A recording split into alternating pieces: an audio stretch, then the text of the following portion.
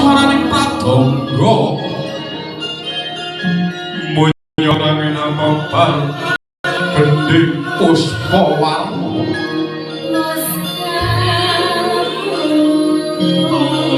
rawa Gondaro kang mengambar-ambar kepapisan jroning pawiwatan mapan wonten ing padekan sengri hati ningmu kawestika wanawane Dya Sulistya ing warna ingkang kinarya pun minangka punjering pahargyan prasaja nenggih Kakang Sesilih Dyah Ayu Warana Dewi Lestari putra putrinipun Gopawarta Ibu Purwanti wis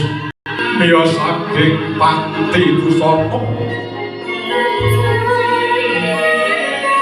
tengah dening pangombyong arsa manjit wonten ing sasana rinengga sampaning busana kang anemba busananing Prameswarinata dina saking Panguryan ambyar mombyor pating lebya pating talana pindha kartika buming Sirpawan